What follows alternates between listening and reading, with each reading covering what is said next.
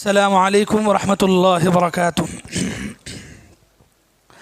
الحمد للہ رب العالمین وبہ نستعین سبحانک لا علم لنا الا ما علمتنا انک انت العلیم الحکیم۔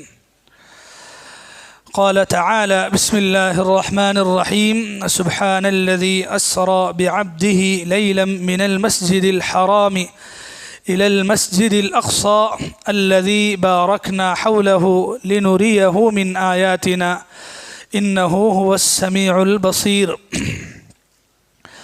برادران اسلام، پردہ نشین خواتین،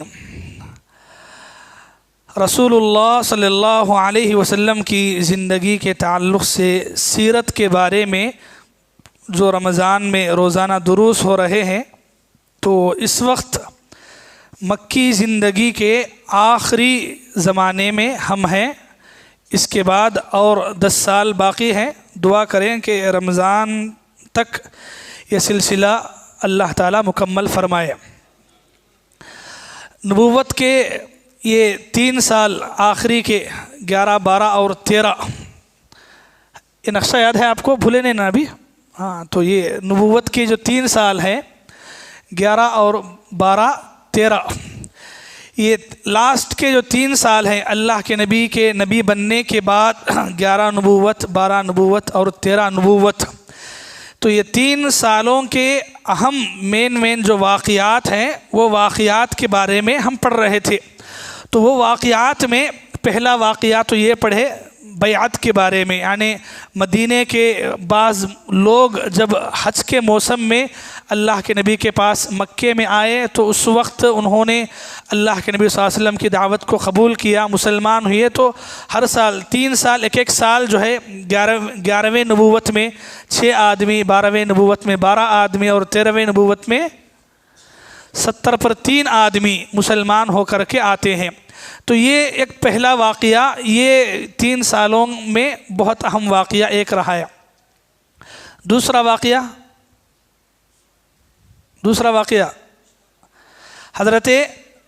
حضرت عائشہ کا نکاح۔ تو حضرت عائشہ رضی اللہ عنہا کے نکاح کے بارے میں بھی اس سے پہلے کے درس میں ہوا ہے۔ یہ دوسرا واقعہ تھا۔ تیسرا واقعہ جو یہ 3 سالوں سے جڑا ہوا ہے، تیسرا واقعہ جو ہے معراج کا واقعہ ہے۔ معراج کا واقعہ اللہ کے نبی مکہ چھوڑ کے مدینہ جانے سے پہلے کا واقعہ ہے۔ باقی یہ واقعہ کب پیش آیا یہ سالوں میں، تو اس میں اہل علم کے درمیان جو ہے کافی اقوال ہیں کہ کب واقعہ پیش آیا۔ بعض نے نبوت کے 11ویں سال بتایا ہے، بعض نے نبوت کے 12ویں سال کو بھی بتایا ہے۔ یہ سال کے اعتبار سے، اگر مہینے کے اعتبار سے دیکھیں تو مہینہ خود بھی متعین نہیں ہے کہ کس مہینے میں ایگزیکٹلی کون سا مہینہ ہے۔ لوگوں میں مشہور کون سا ہے؟ رجب شب معراج کرتے نہیں؟ تو لوگ شب معراج کب کرتے ہیں؟ رجب میں کرتے ہیں۔ حالانکہ یعنی جو بھی مسلمان اگر تھوڑا بہت پڑھا لکھا ہے، اگر اسے دین سے وابستگی ہے، تو یہاں اس کا دل مانتا ہی نہیں کہ کیسے کریں گے۔ اس لیے کہ معراج کے جیسے ابھی کہا آپ کے سامنے، کس سال ہوا، سال کے بارے میں ہی اختلاف ہے، تو مہینے کے بارے میں بھی اختلاف ہے۔ اکثر اہل علم نے ربیع الاول کا ذکر کیا ہے، بعض نے محرم کا ذکر کیا ہے، بعض نے رمضان کا ذکر کیا ہے، بعض نے ذی قعدہ کا ذکر کیا ہے، بعض نے رجب کا ذکر کیا ہے۔ تقریباً 6 مہینوں کے بارے میں اختلاف ہے کہ یہ مہینے میں ہوا یا یہ مہینے میں ہوا یا یہ مہینے میں ہوا۔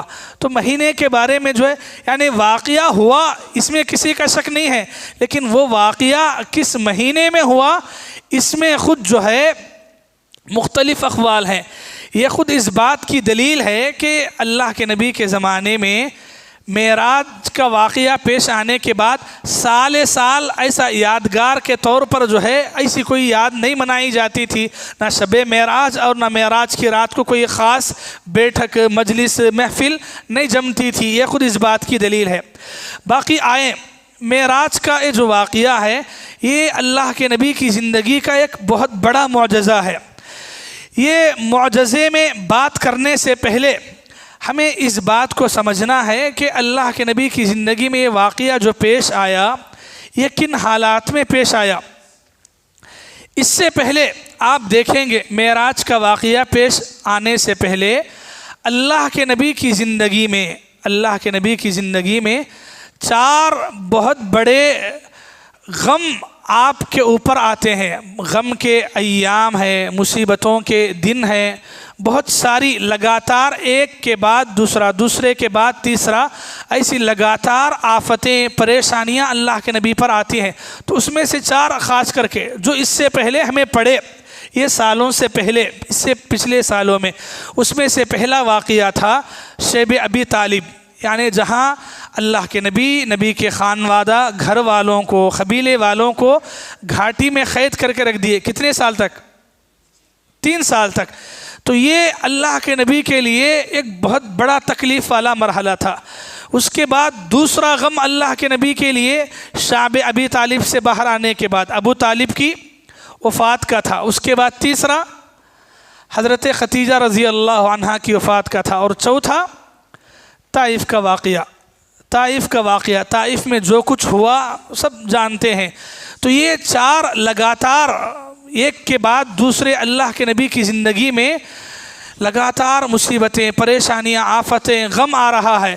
تو اس کے بعد اللہ تعالیٰ نے آپ کو چاہا کہ اللہ کے نبی کو کچھ ایسا دکھایا جائے کہ جس کے ذریعے سے آپ پچھلا یہ پورا غم بھول جائیں، آپ کا یہ غم ہلکا ہو، اور آئندہ کام کرنے کے لیے آپ کو ہمت باندھ دی جائے، اور آئندہ کی ایک تو پچھلے تمام مصیبتوں سے بچ نکلنے کے لیے اللہ کے نبی صلی اللہ علیہ وسلم کا ایک واقعہ تھا، اور ساتھ ہی ساتھ آئندہ کی زندگی کے لیے، نبوت کی زندگی آگے کی جو تھی، خاص کر کے مدینے کی زندگی، تو مدینے کی زندگی میں اور جو قوم والوں سے، یہودیوں سے، عیسائیوں سے، یہ جو نئی قوم قبیلوں سے واسطہ پڑ رہا تھا، تو ان سے کیسا ٹکر لیا جائے، ان کا آمنا سامنا کیسا ہو، تو اس کے لیے ایک واقعہ اللہ کے نبی کی زندگی میں پیش آیا، معراج کا واقعہ۔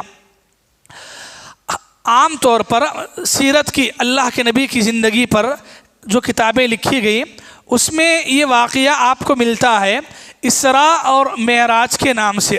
قرآن مجید میں اللہ تعالیٰ نے ایک آیت میں یہ واقعے کو بس نشاندہی اللہ تعالیٰ نے کی۔ 15واں پارہ آپ شروع کرتے ہیں، پہلی آیت ہے 15ویں پارے کی، سبحان الذی، پاکیزہ ہے وہ ذات، الذی اسریٰ بعبدہ، جس نے اپنے بندے کو لیلاً، راتوں رات، من المسجد الحرام الی المسجد الاقصی، مسجد حرام سے مسجد اقصی تک لے گئی، وہ مسجد اقصی الذی بارکنا حولہ، جس کے اطراف کو ہم نے برکتوں والا بنایا ہے۔ یہ ہم نے کیوں کیا؟ لنریہ من آیاتنا، تاکہ ہم اپنی نشانیاں یہ پیغمبر کو دکھلائیں، انہ هو السمیع البصیر، یقیناً اللہ سننے والا اور دیکھنے والا ہے۔ یہ ایک آیت کریمہ ہے، اس میں بتایا گیا۔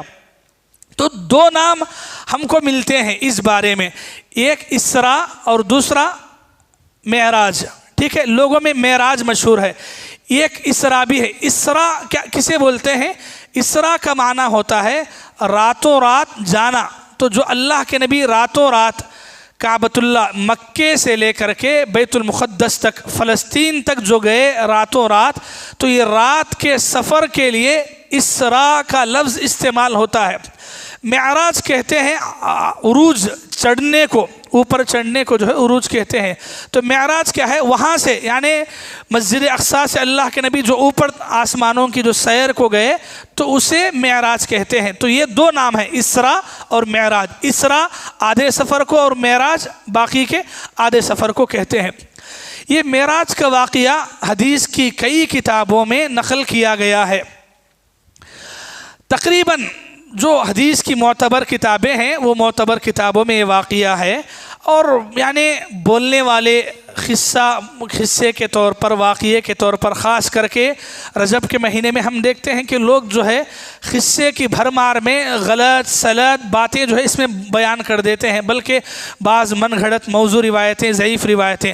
تو ان تمام سے بچ کر کے 2 حدیثوں کو سامنے رکھ کے میں انشاءاللہ اس کا خلاصہ آپ کے سامنے رکھوں گا. صحیح بخاری اور صحیح مسلم میں یہ واقعہ ہے. صحیح بخاری میں حدیث نمبر 3880 پر 7 میں یہ واقعہ ہے، لمبا واقعہ پورا. صحیح مسلم میں ایک سے کثرت کے ساتھ واقعہ الگ الگ جگہ ہے. ایک تو حدیث نمبر 160 پر 2 پر ہے، 160 پر 4 پر ہے، 160 پر 8 پر ہے، اسی طرح 440 پر 1 میں بھی یہ واقعہ موجود ہے. تو صحیح بخاری اور صحیح مسلم میں یہ یعنی متفق علیہ حدیث کی یہ 2 صحیح کتابوں میں یہ جو واقعہ ہے وہ واقعہ آپ کے سامنے. واقعہ کہاں سے شروع ہوتا ہے؟ اللہ کے نبی صلی اللہ علیہ وسلم کعبۃ اللہ میں حتیم کے پاس آرام کر رہے ہیں. حضرت جبرائیل علیہ السلام آپ کے پاس آتے ہیں، آپ کو اٹھا کے بٹھاتے ہیں، اور اس کے بعد آپ کو یہاں سے چیرا جاتا ہے. پھر آپ کا سینہ جو ہے چیرا جاتا ہے. سینہ چیر کر کے اس میں سے پھر دل نکال کر کے وہ دل کو دھویا جاتا ہے. یہ کتنی میں مرتبہ ہے؟ دوسری مرتبہ. پہلی مرتبہ حلیمہ سعدیہ کے پاس. تو یہ 2 مرتبہ معتبر روایات سے بات ثابت ہے کہ 2 مرتبہ سینہ چیرنے کا واقعہ، جسے شق صدر کہتے ہیں، تو سینہ چیرنے کا واقعہ 2 مرتبہ پیش آیا. ایک بچپن میں حلیمہ سعدیہ کے پاس، اور دوسرا معراج کو جانے سے پہلے. یہ 2 جگہ پیش آیا. حضرت جبرائیل علیہ السلام آئے، اللہ کے نبی صلی اللہ علیہ وسلم کے سینے کو چیرا، پھر آپ کے دل کو نکالا گیا، پھر اسے زمزم کے پانی سے دھویا گیا جیسے پہلی مرتبہ کیا گیا تھا. تو ویسے ہی یہاں پر بھی آپ کو مکمل طور پر ویسا ہی کیا گیا. اس کے بعد پھر بند کر دیا گیا، جیسے پہلے تھا ویسے ہی بند کر دیا گیا. پھر آپ کو اٹھا کر کے ایک سواری کے ذریعے سے مکے سے لے کر کے مسجد اقصیٰ تک آپ کو لے جایا گیا. سواری براق ہے. براق ایک ایسا جانور جو گدھے سے تھوڑا بڑا اور گھوڑے سے تھوڑا چھوٹا ہوتا ہے سائز وغیرہ میں.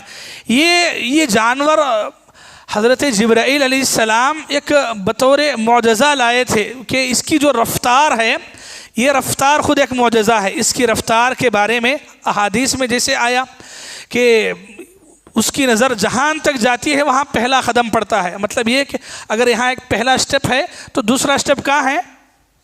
جہاں نگاہ جاتی ہے تو کہاں جاتی ہے؟ تو ہم وہ سوچ نہیں سکتے ہیں. یہ پورا سفر کیا ہے؟ انسانی دماغ میں جو چیزیں وہ دیکھ رہا ہے اس کو سامنے رکھے گا تو سمجھ میں نہیں آئے گا. لیکن معجزہ بولتے ہی کسی کو ہیں جو انسان کی عقل میں سمجھ میں نہیں آتا. انسان اگر سوچنے لگا تو انسان کی عقل میں نہیں بیٹھتا تو اسے ہی معجزہ بولتے ہیں. تو ایسے ایک جانور کو لایا گیا. حضرت جبرائیل علیہ السلام اللہ کے نبی صلی اللہ علیہ وسلم کو اس پر سوار کرتے ہیں اور آپ کو لے کر کے کعبۃ اللہ سے، مکے سے لے کر کے فلسطین تک مسجد اقصیٰ کو جو ہے جاتے ہیں. مسجد اقصیٰ کے پاس پہنچے. مسجد اقصیٰ کے پاس پہنچنے کے بعد پہلے سواری باندھ دیے. سواری باندھنے کے بعد آپ کے پاس جو ہے آپ کو پیاس لگی تو حضرت جبرائیل علیہ السلام نے آپ کے پاس 2 پیالے لائے، 2 برتن لائے. ایک میں دودھ تھا اور دوسرے میں شراب تھی. 2 برتن بھی آپ کے پاس پیش کیے گئے. اللہ کے نبی صلی اللہ علیہ وسلم نے دودھ کا جو برتن تھا، دودھ کا برتن کو اٹھایا اور دودھ پیا. حضرت جبرائیل علیہ السلام نے کہا کہ اے محمد، اگر آپ شراب کو اختیار کرتے، شراب پکڑتے، چنتے تو آپ کی امت گمراہ ہوتی. اور یہاں آپ کو یہ بات یاد رہے کہ ابھی شراب حرام نہیں ہوئی ہے. ابھی شراب حرام نہیں. شراب حرام کہاں ہوتی ہے؟ مدینے میں. ابھی ہم کہاں ہیں؟ مکے میں ہیں. تو یہ واقعہ پیش آتا ہے دودھ اور شراب کا. اللہ کے نبی صلی اللہ علیہ وسلم پیتے ہیں اور اس کے بعد مسجد اقصیٰ میں پہنچتے ہیں. مسجد اقصیٰ میں 2 رکعت آپ پڑھتے ہیں. پھر تمام انبیاء کی امامت اللہ کے نبی صلی اللہ علیہ وسلم مسجد اقصیٰ میں کراتے ہیں. مسجد اقصیٰ میں تمام انبیاء، تمام پیغمبروں کی امامت اللہ کے نبی کرائے ہیں. اس پر ہمارا ایمان ہے. باقی کیسے ممکن ہے تمام پیغمبر حضرت آدم علیہ السلام سے لے کر کے آخری تک اتنے سارے پیغمبر آئے تو کہاں کہاں انتقال ہوئے، کہاں کہاں دفن ہوئے، تو پھر کیسے یہ سب مسئلہ؟ بولے تو وہی معجزہ ہے، اور اللہ تبارک و تعالیٰ کے لیے ممکن مشکل نہیں ہے۔ اذا قضى امرا فانما يقول له كن فیکون۔ یہ آیت ہم کو یاد رہنا ہے۔ اللہ تعالیٰ جب بھی کسی بھی اہم مسئلے کے بارے میں اللہ چاہتے ہیں تو بس کہتے ہیں کن، ہو جا، فیکون، تو ہو جاتی ہے۔ تو یہ اللہ کی ذات ہے، یہ اللہ کی قدرت ہے۔ یہ پورا پیغمبروں کی جو زندگیاں ہیں یہ پورے عالم برزخ سے جڑ کے ہے۔ وہ عالم برزخ ایک الگ دنیا ہے، تو وہ دنیا سے، عالم برزخ سے پھر ان کی روحیں، جسمیں، ساری چیزیں، تو یہ سب غیب کے علم میں سے ہے۔ تو غیب کے بارے میں ہمارے دماغ کو نہیں لڑانا ہے، ہمارے دماغ کو نہیں گھسانا ہے۔ وہ کیسا ہوا، یہ کیسا ہوا، انہوں کیسا یہ تھے، کہاں کی تھے، تو یہ سارے سوالات جو ہے ہمیں ہمارے دماغ کو لے کے نہیں بتانا ہے۔ تو اللہ کے نبی صلی اللہ علیہ وسلم گئے، امامت کرائے بس، ٹھیک ہے۔ تو اللہ کے نبی صلی اللہ علیہ وسلم تمام پیغمبروں کی امامت کراتے ہیں۔ اسی وجہ سے اللہ کے نبی صلی اللہ علیہ وسلم کو ایک بہت بڑا شرف ملا کہ آپ تمام پیغمبروں کے امام ہیں، اسی لیے بولتے امام الانبیاء۔ اور مسجد اقصیٰ کو یہ مرتبہ حاصل ہے کہ یہ مسجد وہ ہے جہاں تمام پیغمبروں کی امامت ہمارے نبی نے فرمائی ہے۔ تو یہ مسجد سے ہمارا رشتہ اتنا پرانا ہے۔ دعا کریں کہ اس وقت جو ظلم ستم وہاں ہو رہا ہے، اللہ تعالیٰ مسجد اقصیٰ کی حفاظت فرمائے۔ اللہ تعالیٰ مسلمان اہل ایمان کے دلوں میں اس مسجد کی جو محبت ہے، اللہ اس مسجد کی محبت کو باقی رکھے، اور اللہ تعالیٰ اس مسجد کو تعاون کرتے ہوئے اس کی حفاظت کے لیے، اس کی نگہبانی کے لیے جو لڑ رہے ہیں، اللہ تعالیٰ ان کی مکمل مدد فرمائے۔ مسجد اقصیٰ میں اللہ کے نبی صلی اللہ علیہ وسلم امامت کراتے ہیں، اور اس کے بعد یہاں سے آسمانوں کا سفر جو ہے شروع ہوتا ہے۔ آسمانوں کے جو سفر ہے حضرت جبرائیل علیہ السلام کے ساتھ ہوتا ہے۔ حضرت جبرائیل علیہ السلام کے ساتھ اللہ کے نبی صلی اللہ علیہ وسلم ہر ایک آسمان پر جاتے ہیں۔ کتنے آسمان ہیں؟ 7 آسمان ہیں۔ اسراء اور معراج کا یہ جو واقعہ ہے، یہ 2 نام بھی آپ یاد رکھیں، اسراء ایک ہے اور ایک معراج، ٹھیک ہے۔ کتنے آسمان ہیں؟ 7 آسمان ہیں۔ حضرت جبرائیل علیہ السلام اللہ کے نبی کو لے کر جاتے ہیں۔ ہر ایک آسمان کا نارمل مسئلہ کیا ہے؟ جب بھی آپ آسمان پر پہنچتے ہیں تو دستک دی جاتی ہے دروازے کو، اندر سے پوچھا جاتا ہے کہ کون ہے؟ تو حضرت جبرائیل علیہ السلام کہتے ہیں کہ میں ہوں۔ پھر پوچھا جاتا ہے کہ آپ کے ساتھ کون ہے؟ تو کہا جاتا ہے کہ میرے ساتھ محمد ہے۔ تو پھر پوچھتے ہیں کہ کیا ان کو طلب کیا گیا ہے، بلایا گیا ہے؟ تو کہا جاتا ہے کہ ہاں ان کو بلایا گیا ہے۔ تو پھر اس کے بعد دروازہ کھولا جاتا ہے۔ دروازہ کھولنے کے بعد سلام کلام ہوتا ہے، جو پیغمبر ہیں ان سے ملاقات ہوتی ہے، وہ آپ کو سلام کلام کرنے کے بعد مرحبا یعنی خوش آمدید کہتے ہیں، اور اپنی امت کے بارے میں الگ الگ گفتگو آسمانوں پہ ہوتی ہے۔ پہلے آسمان پر کن سے ملاقات ہوئی؟ آدم علیہ السلام سے۔ پہلے آسمان پر حضرت آدم علیہ السلام سے ملاقات ہوتی ہے۔ دوسرے آسمان پر یحییٰ علیہ السلام سے اور عیسیٰ علیہ السلام سے بھی، یہ 2 پیغمبروں سے دوسرے آسمان پر ملاقات ہوتی ہے۔ تیسرے آسمان پر یوسف علیہ السلام سے ملاقات ہوتی ہے۔ چوتھے آسمان پر ادریس علیہ السلام سے ملاقات ہوتی ہے۔ 5ویں آسمان پر ہارون علیہ السلام سے ملاقات ہوتی ہے۔ 6ٹھے آسمان پر موسیٰ علیہ السلام سے ملاقات ہوتی ہے۔ 7ویں آسمان پر ابراہیم علیہ السلام سے ملاقات ہوتی ہے۔ 7 آسمان ہیں، 7 آسمانوں میں 7 پیغمبر ہیں، صرف دوسرے آسمان پر 2 پیغمبر ہیں۔ تو پہلے آسمان پر اللہ کے نبی صلی اللہ علیہ وسلم حضرت آدم علیہ السلام سے ملاقات کرتے ہیں، بات چیت کرتے ہیں، پھر آگے بڑھتے ہیں۔ دوسرے آسمان پر یحییٰ اور عیسیٰ علیہ السلام سے ملاقات ہوتی ہے۔ تیسرے آسمان پر حضرت یوسف علیہ السلام سے ملاقات ہوتی ہے۔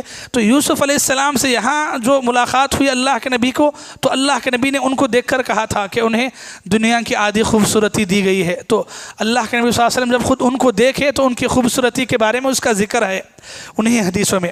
چوتھے آسمان پر حضرت ادریس علیہ السلام سے ملاقات ہوتی ہے۔ پانچویں آسمان پر حضرت ہارون علیہ السلام سے ملاقات ہوتی ہے۔ چھٹے آسمان پر حضرت موسیٰ علیہ السلام سے ملاقات ہوئی، اور ساتویں آسمان پر حضرت ابراہیم علیہ السلام سے ملاقات ہوئی، اور ملاقات کے علاوہ بات چیت بھی ہوئی۔ حضرت ابراہیم علیہ السلام سے کچھ لمبی بات چیت بھی ہوتی ہے۔ اس کے بعد ساتوں آسمانوں پر پہنچنے کے بعد اللہ کے نبی صلی اللہ علیہ وسلم کو بیت المعمور دکھایا جاتا ہے۔ بیت المعمور کیا؟ المعمور بولتے ہیں آباد کیا ہوا گھر۔ بیت المعمور مطلب ایسا گھر جو آباد ہے، ہمیشہ آباد ہے۔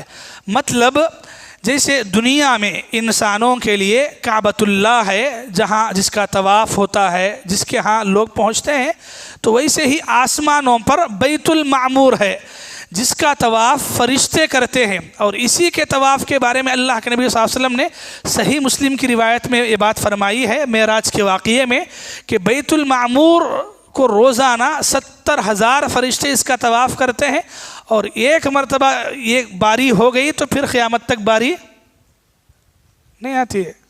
اللہ اکبر۔ اگر ایک مرتبہ فرشتے نے طواف کر لیا تو پھر ان کی باری کب تک نہیں آتی ہے؟ اور روزانہ کتنے کرتے ہیں؟ 70,000 فرشتے۔ سبحان اللہ، اللہ اکبر۔ اللہ تعالیٰ نے فرشتوں کے بارے میں قرآن مجید میں ایک بات بتائی، 29ویں پارے میں کہا اللہ نے وَمَا يَعْلَمُ جُنُودَ رَبِّكَ إِلَّا هُ، بولے کہ اے نبی آپ کے رب کے لشکر کو اللہ کے سوا کوئی نہیں جانتا۔ تو کیا ہے وہ؟ یہی فرشتے ہیں۔ تو ان کی تعداد، فرشتوں کی تعداد ہم جانتے ہی نہیں، مطلب فرشتے کتنے ہیں۔ تو آپ خود لیلۃ القدر کے بارے میں جمعہ کے بیان میں بات بتائی گئی کہ آسمان سے فرشتوں کا نزول لیلۃ القدر میں اتنی بڑی تعداد میں ہوتا ہے کہ جگہ کہیں بھی تو کتنے ہوں گے، کہاں گن سکتے ہیں۔ تو اتنی بڑی تعداد میں فرشتے ہیں، اللہ تعالیٰ نے اس مخلوق کو پیدا کیا ہے۔ تو سات آسمانوں تک اللہ کے نبی صلی اللہ علیہ وسلم جب جاتے ہیں تو بیت المعمور آپ کو دکھایا جاتا ہے۔ اس کے بعد تھوڑا آگے بڑھتے ہیں، سدرۃ المنتہا۔ سدرۃ المنتہا کے پاس اللہ کے نبی صلی اللہ علیہ وسلم پہنچتے ہیں۔ سدرۃ المنتہا کیا ہے؟ سدرہ بولتے ہیں بیری کے درخت کو، المنتہا انتہا، اینڈ ایک دم انتہا کو، ختم کو۔ سدرۃ المنتہا یعنی وہ جگہ جہاں فرشتوں کی انتہا ہے، اس کے بعد فرشتے آگے نہیں بڑھ سکتے۔ خود حضرت جبرائیل علیہ السلام بھی اس سے آگے نہیں بڑھ سکتے، کبھی نہیں بڑھا انہوں نے، وہ وہاں تک گئے، وہ ڈیڈ لائن ہے۔ اس کے بعد حضرت جبرائیل علیہ السلام جو ہے نہیں آگے بڑھتے۔ معراج کے واقعے میں بھی یہی بات ہے کہ اللہ کے نبی صلی اللہ علیہ وسلم کو جب بیت المعمور دکھانے کے بعد آپ کو سدرۃ المنتہا تک گئے آپ کے ساتھ، تو وہاں جبرائیل علیہ السلام نے کہا کہ اے اللہ کے نبی اب اس کے بعد آپ آگے جائیے، میں اس سے آگے نہیں بڑھ سکتا ہوں۔ تو اس کے بعد اللہ کے نبی صلی اللہ علیہ وسلم آگے بڑھتے ہیں، اور اللہ تبارک و تعالیٰ سے ہم کلامی کا شرف ملتا ہے۔ اللہ تبارک و تعالیٰ سے بات چیت ہوتی ہے، گفتگو، وحی۔ سورہ نجم آپ پڑھیں، سورۃ النجم کے اندر اللہ تعالیٰ نے فرمایا فَأَوْحَى إِلَىٰ عَبْدِهِ مَا أَوْحَى، اس وقت اللہ تعالیٰ نے چند باتوں کی وحی کی جو اللہ تعالیٰ نے کہی، جو اللہ تعالیٰ نے وحی کی۔ تو یہ بہت ساری باتیں جس میں خاص کر کے آپ کو نمازوں کا تحفہ بھی دیا گیا۔ یہاں رک کے آپ کو یہ بات سمجھنا ہے کہ اللہ کے نبی صلی اللہ علیہ وسلم نے اس موقع پر اللہ تعالیٰ کو ڈائریکٹ دیکھا، ایسا کوئی ثبوت نہیں ہے۔ اس کی سب سے بڑی دلیل کیا ہے؟ خود اللہ کے نبی ہیں۔ اللہ کے نبی سے پوچھا گیا معراج کے واقعے کے بعد، جب آپ ریٹرن آئے تھے تو اس کے بعد اللہ کے نبی سے پوچھا گیا تھا، کہا حل رأیت ربک، اے اللہ کے نبی کیا آپ نے اپنے رب کا دیدار کیا ہے، دیکھا ہے؟ تو اللہ کے نبی صلی اللہ علیہ وسلم نے فرمایا نور انا اراہ، اللہ کے نبی نے فرمایا وہ تو ایک نور تھا، میں اسے کہاں دیکھ سکتا۔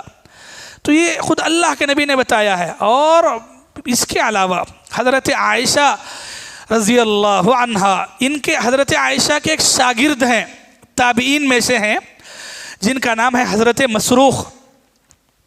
وہ حضرت عائشہ سے سوال کرتے ہیں، پوچھتے ہیں، چونکہ حضرت عائشہ اللہ کے نبی کی چہیتی بیوی ہیں اور ان کے پاس قرآن و حدیث کا صحیح علم ہے، آپ کی حدیثوں کے بارے میں، آپ کی زندگی کے واقعات کے بارے میں. پوچھتے ہیں مسروق حضرت عائشہ سے کہ اے عائشہ بتائیں کہ اللہ کے نبی جب معراج پہ گئے اور پھر یہ معراج کے جو واقعہ ہے اس میں کیا اللہ کے نبی نے اپنے رب کو دیکھا ہے؟ تو حضرت عائشہ رضی اللہ عنہا اس وقت فرماتی ہیں، 3 باتیں فرماتی ہیں. درس کے بارے میں ایک بات ہے.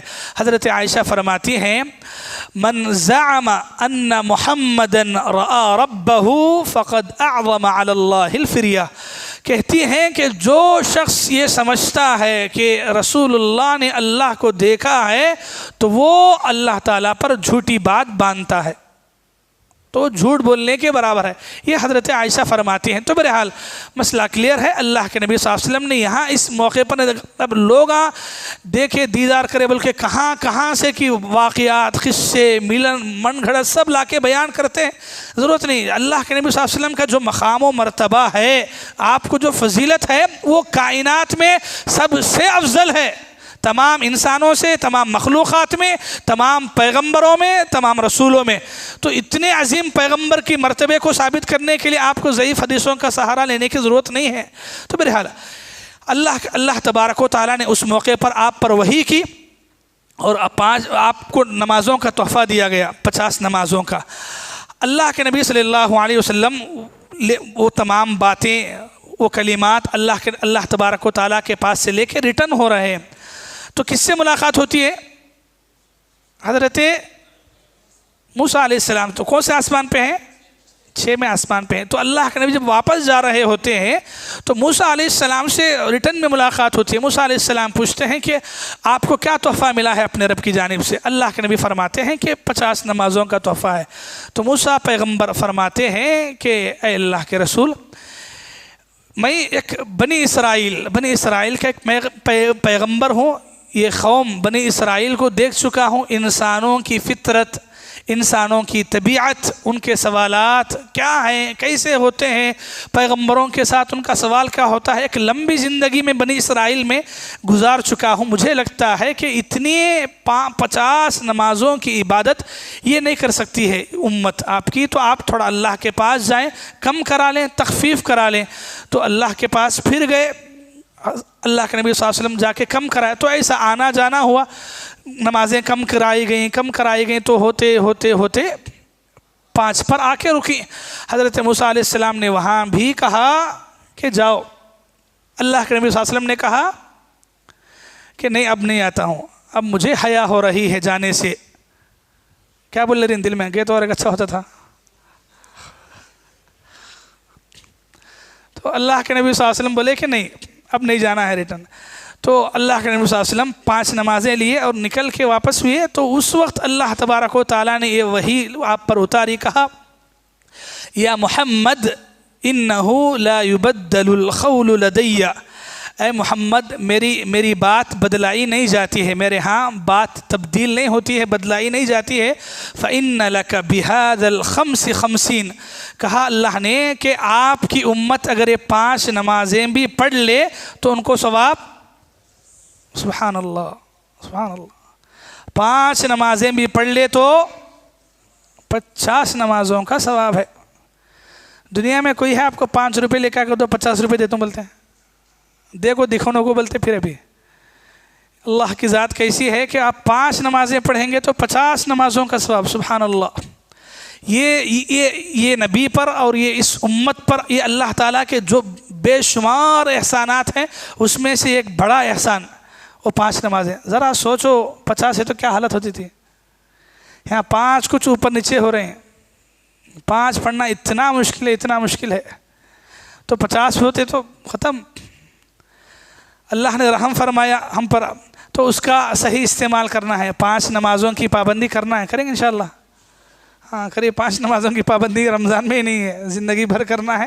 تو یہ پابندی اگر آپ 5 نمازوں کی کر لیتے ہیں تو 50 نمازوں کا ثواب ہے. تو بہرحال اللہ کے نبی صلی اللہ علیہ وسلم واپس ہوتے ہیں حضرت جبرائیل علیہ السلام آپ کے ساتھ ہیں، آپ ویسے ہی جیسے گئے آپ اس اللہ کے نبی صلی اللہ علیہ وسلم جو ہے آپس ہوتے ہیں۔ ہاں اتنی بات ہے کہ آپ کو جنت اور جہنم کی سیر بھی کرائی گئی، دکھایا گیا، نعمتیں جنت کی نعمتیں دکھائی گئیں، جہنم کے عذابوں کے بارے میں دکھایا گیا۔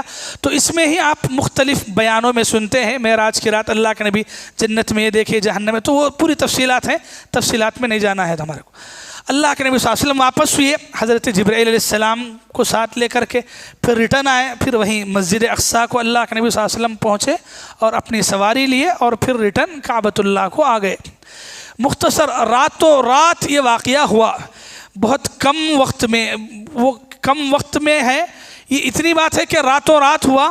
وہ کم وقت کو بتانے کے لیے بعض من گھڑت باتیں ہیں لوگوں میں، وہ کنڈی ہلتی تھی ویسا چھلتی تھی بول کے، تو ایسی باتیں نہیں ہیں، ایسی باتیں صحیح روایت میں نہیں ہے کہ وہ کنڈی ویسا چھلتی تھی۔ اللہ کے نبی گھر کے جب گئے تو ویسا کیا بھی نہیں ہے، کم وقت ہے، معجزہ ہے، اس پر ایمان رکھنا ہے۔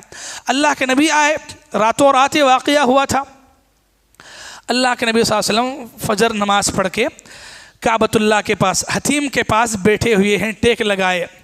اللہ کے نبی صلی اللہ علیہ وسلم کے لیے اب یہ مسئلہ ہے کہ اللہ کے نبی صلی اللہ علیہ وسلم یعنی کہ سمجھیں کہ پریشانی میں ہے کہ یہ واقعہ قوم کو کیسے سنائیں گے، قوم کیا بولے گی، پتہ نہیں لوگ کیا کہیں گے، کیسے جھٹلائیں گے، تو یہ پریشانی میں اللہ کے نبی بیٹھے ہیں۔ ابو جہل پہنچ جاتا ہے، پوچھتا ہے کہ کیا محمد پھر کوئی نئی بات ہے کیا، کچھ نیا مسئلہ ہے، کچھ نئی بات ہے؟ اللہ کے نبی کہتے ہیں کہ ہاں نئی بات ہے تمہارے لیے۔ پوچھتا ہے کہ کیا نئی بات ہے؟ اللہ کے نبی فرماتے ہیں کہ میں نے راتوں رات مکہ کعبۃ اللہ سے نکل کر کے مسجد اقصیٰ پہنچا، پھر ساتوں آسمانوں کی سیر میں نے کی ہے اور کر کے واپس آیا ہوں ابھی۔ تو ابو جہل کہتا ہے کہ راتوں رات ہو گیا، یہ پورا راتوں رات ہو گیا؟ تو اللہ کے نبی کہتے ہیں کہ ہاں راتوں رات ہو گیا۔ اور اس زمانے کے مطابق مکے سے لے کر کے بیت المقدس تک، فلسطین تک جو سفر تھا تقریباً 40 راتوں کا تھا، 40 دن 40 راتیں لگتی تھیں صرف جانے آنے۔ اللہ کے نبی صلی اللہ علیہ وسلم بولے کہ راتوں رات گیا بھی آیا بھی، صرف اتنا نہیں ہے بلکہ ساتوں۔ تو ابو جہل نے کہا میں اپنے قوم کو بلا کے لے کے آتا ہوں، یہ اس بات ان کے سامنے بھی بولتے کیا؟ پوچھے۔ اللہ کے نبی بولے کہ ہاں وہی بات بولتا ہوں۔ تو گیا، جس کو جمع کرنا تھا لوگوں کو جمع کیا، سب کو بلایا، سب مجمع جمع ہو گیا اللہ کے نبی کے پاس۔ ابو جہل نے پھر پوچھا کہ بولیے کیا بولنا ہے آپ کو؟ اللہ کے نبی نے پھر فرمایا کہ میں راتوں رات جو ہے مسجد اقصیٰ تک گیا، پھر ساتوں آسمانوں کی سیر ہوئی اور پھر ریٹرن بھی آ گیا۔ تو اب لوگوں نے مذاق اڑانا شروع کیا، کوئی جو ہے اب سر پر ہاتھ رکھ لیا، کوئی مذاق اڑا، کوئی ہنسنے لگا، کوئی جو ہے بولنے لگا کہ کیا اب یہ کمی تھی آپ بولنے کی؟ تو ہر ایک نے اپنے اپنے اعتبار سے مذاق اڑایا۔ ذرے لوگ بھاگتے بھاگتے حضرت ابو بکر کے پاس گئے، بولے کہ ابو بکر سے پوچھا، اے ابو بکر اگر کوئی آدمی آپ سے آ کے یہ بولتا ہے کہ وہ راتوں رات جو ہے مکے سے نکل کر کے فلسطین تک مسجد اقصیٰ تک جا کے آ گیا تو آپ اسے مانتے کیا؟ ابو بکر نے کہا کہ نہیں، میں نہیں مانتا ہوں، ایسے کیسے ممکن ہے کہ 40 کا سفر جو ہے آدمی یہ ایک ہی رات میں ایسا کر لے؟ تو ہرگز میں اسے نہیں مانتا۔ تو لوگوں نے کہا، جس میں ابو جہل بھی تھا، کہا کہ آپ کا ساتھی، آپ کے دوست محمد یہ بات کہہ رہے ہیں کہ وہ راتوں رات جو ہے سب گھوم لے کے آ گئے ہیں۔ حضرت ابو بکر پوچھتے ہیں کہ کیا محمد نے اپنی زبان سے ایسا کہا ہے؟ تو لوگوں نے کہا کہ ہاں ابھی ان کی زبان سے ہم سن کے آ رہے ہیں، انہوں نے ایسا کہا ہے۔ حضرت ابو بکر نے کہا کہ جب میرے نبی نے ایسا کہا ہے تو وہ بات میں جھوٹ نہیں ہو سکتا ہے، وہ سچی بات ہے۔ ان کی زبان سے اگر سن کے آ رہے ہو تو پھر وہ سچی بات ہے، ان کی زبان سے جھوٹ نہیں نکلنے والا ہے۔ لوگوں نے کہا کہ ابو بکر کیا تو ابھی تم بولے کہ اگر کوئی جا کے آیا تو مانتے کیا؟ بولے تو نہیں بولے، اور ابھی آپ کے ساتھی کے بارے میں بول رہے ہیں تو بول رہے ہیں کہ ہاں میں مانتا ہوں، تو کیا ہے؟ حضرت ابو بکر صدیق نے کہا کہ ہم اس سے بڑھ کے ان پر ایمان لائے ہیں۔ کیسا؟ روزانہ صبح شام دن رات میں کئی مرتبہ آسمان سے فرشتہ ان کے پاس آتا ہے، قرآن اتارتا ہے، اللہ کی باتیں ان تک پہنچاتا ہے، چلے جاتا ہے۔ یہ دن رات میں کئی مرتبہ ان کے ساتھ ہو رہا ہے، اور وہی قرآن مجید ہے، وہی کلام اللہ ہے، اور جو ان پر اتر رہا ہے اس پر ہمارا ایمان ہے، تو پھر اس پر ایمان لانا کیا بڑی بات ہے؟ تو یہی وہ موقع تھا جب اللہ کے نبی صلی اللہ علیہ وسلم نے حضرت ابو بکر کو صدیق کا لقب دیا، سچا انسان، سچائی کا ساتھ دینے والا انسان، تو یہ صدیق ہوتا ہے، یہ صدیق کا مرتبہ۔ سبحان اللہ، حضرت ابو بکر صدیق کیسے بنے؟ یہ سچائی کا جو مرتبہ ہے میرے بھائیو، اللہ اکبر، معمولی بات نہیں ہے۔ آج ہمارے پاس کیا ہوتا ہے، آپ کے سامنے آپ کے دوست کے بارے میں کوئی آ کے ایک جھوٹ بولا تو آدمی فوراً مان لیتا ہے اسے، اپنے دوست ساتھی کو بھی نہیں دکھتا ہے، اور ایک سے 10 لوگ آ کے بولے تو اپنے آپ کو بچانے کے واسطے سب کی باتوں کو صحیح بولتا ہے۔ یہاں آپ دیکھیں اللہ کے نبی صلی اللہ علیہ وسلم کے بارے میں جو بات بتائی جا رہی ہے وہ مکے کے لوگ مذاق سے ہونا بلکہ آ کے پوچھ رہے ہیں، اور ان کو معلوم ہے کہ عمدن پوچھ رہے ہیں، لیکن وہی سے حالانکہ اس سے پہلے کے واقعات میں آپ سنیں کہ حضرت ابوبکر صدیق رضی اللہ عنہ کو یہی قوم کتنا مارے کہ بے ہوش ہو گئے تھے۔ اب بھی اگر وہ بولتے تو مارتے تھے، ایسا ڈر نہیں تھا کیا دل میں؟ ڈر تھا، میں نے کہ انسان ہونے کے ناطے ایسی بات ہو سکتی ہے، لیکن اس کے باوجود بھی کہا کہ اگر نبی نے کہا ہے تو پھر سچی بات ہے۔ یہ ایمان ہے، نبی کی زبان سے نکلا ہے تو پھر جھوٹ نہیں ہے، نبی کی زبان سے اگر بات آئی ہے تو پھر وہ 100% سچی ہے۔ اور یہی اللہ کے نبی صلی اللہ علیہ وسلم کے بارے میں حضرت ابوبکر رضی اللہ عنہ نے کہا۔ پھر یہاں تک بات ختم نہیں ہوتی ہے، پھر یہ لوگ پھر آتے ہیں اللہ کے نبی کے پاس، اور پورے لوگ ہیں۔ اب امتحان ہے، امتحان کیا ہے؟ بیت المقدس اللہ کے نبی گئے ہیں، بول رہے ہیں، تو وہاں کے مکے کے کئی لوگ تجارت کی غرض سے ملک شام کو جاتے تھے، آتے تھے، تو بیت المقدس دیکھے تھے، تو انہوں نے چاہا کہ اللہ کے نبی سے کچھ سوالات کرنا ہے، پوچھنا ہے بیت المقدس کے پاس جگہ ہیں کیسی ہیں، کون کیسے ہیں، بہرحال وہاں کے نشانیوں کے بارے میں۔ اللہ تبارک و تعالیٰ کا ایک اور معجزہ اسی میں یہ بھی ہوا کہ جب اللہ کے نبی صلی اللہ علیہ وسلم کو کفار نے سوالات کیے تو اللہ تعالیٰ نے گویا وہ منظر آپ کی آنکھوں کے سامنے ایک منظر اللہ تعالیٰ نے رکھا، گویا آپ کو دکھایا گیا ویسے، تو مشرکین جیسے جیسے سوالات کرتے گئے اللہ کے نبی ہر ایک سوال کے بارے میں کون سی چیز کہاں ہے، کون سی جگہ کس کے بعد ہے، یہ اللہ کے نبی نے پوری تفصیل بتا دی، یہاں تک کہ مکے کا ایک تجارت کا قافلہ مکے سے ملک شام کو جا کر کے تجارت کر کے ریٹرن مکے کو آ رہا تھا، ریٹرن میں مکے کو آ رہا تھا، تو اللہ کے نبی اس قافلے کے بارے میں بھی بولے کہ تمہارا ایک قافلہ ملک شام گیا تھا نا، وہ آ رہا ہے، اور اس سے بڑھ کر اللہ کے نبی اس کے بارے میں ایک باریک بات بولے کہ وہ قافلے میں کتنے لوگ ہیں، اونٹاں کتنے ہیں، کون سے اونٹ، کن کے اونٹاں سامنے ہیں، اور وہ کب تک پہنچ سکتے مکے کو، یہ بھی اللہ کے نبی صلی اللہ علیہ وسلم نے بتایا۔ سبحان اللہ، اور اللہ کے نبی نے جیسا بتایا ویسا ہی وہ قافلہ بھی آیا، وہ اونٹوں کو بھی انہوں نے گنا، لوگوں کو بھی گنا، ذرہ بھی فرق نہیں تھا، ذرہ بھی۔ قوم بیڑنگے کہاں ایمان لے آئے، اس کے باوجود بھی ایمان نہیں لائے، یہ ہے قوم۔ تو اللہ کے نبی صلی اللہ علیہ وسلم نے تو پوری تفصیل، اللہ کے نبی صلی اللہ علیہ وسلم نے باریک بات بھی اللہ کے نبی صلی اللہ علیہ وسلم نے اس بارے میں اس موقع پر اللہ کے نبی صلی اللہ علیہ وسلم نے ذکر کیا ان کے سامنے یہ پوری تفصیلات کو۔ تو یہ اللہ کے نبی صلی اللہ علیہ وسلم کا زندگی کا معراج، اسراء اور معراج کا یہ واقعہ ہے، اور واقعہ بھی یعنی اہم اور ضروری باتوں کے ساتھ بہت ساری باتیں عام طور پہ جنت اور جہنم کی سیر کے بارے میں خاص کر کے ہم سنتے ہیں تو وہ باتیں وہیں پر آتی ہیں، آئیں گی۔ بقیہ مختصر سا واقعہ اتنا واقعہ ہے، یہ واقعہ پھر سے آپ صحیح بخاری اور صحیح مسلم کے اندر لگاتار 160 نمبر کے بعد پھر 411 یہ نمبرات پر آپ پڑھیں گے تو لگاتار آپ کو حدیثیں اسی بارے میں ہے۔ صحیح بخاری میں 3880 میں بھی واقعہ ہے، تو صحیح روایات میں یہ واقعہ جو ہے اس اعتبار سے ہے وہی واقعہ آپ کے سامنے رکھا گیا۔ تو اللہ کے نبی صلی اللہ علیہ وسلم کی زندگی میں یہ 3 سالوں میں، نبوت کے 11، 12 اور 13 سالوں میں یہ واقعات اللہ کے نبی صلی اللہ علیہ وسلم کی جو اہم واقعات یہ 3 سالوں میں پیش آئے، تو اس میں سے یہ تیسرا واقعہ تھا، ٹھیک ہے۔ اس کے بعد یعنی 13 نبوت کے 13ویں سال کو پھر ہجرت کا حکم ملتا ہے، اور اللہ کے نبی صلی اللہ علیہ وسلم اور مکے کے مسلمان مکہ چھوڑ کے مدینہ ہجرت کرتے ہیں۔ تو مکہ چھوڑ کے مدینہ اللہ کے نبی ہجرت کیسا کرے، ہجرت کا واقعہ کیا ہے، انشاءاللہ کل کے درس میں آپ کے سامنے بات ہوگی۔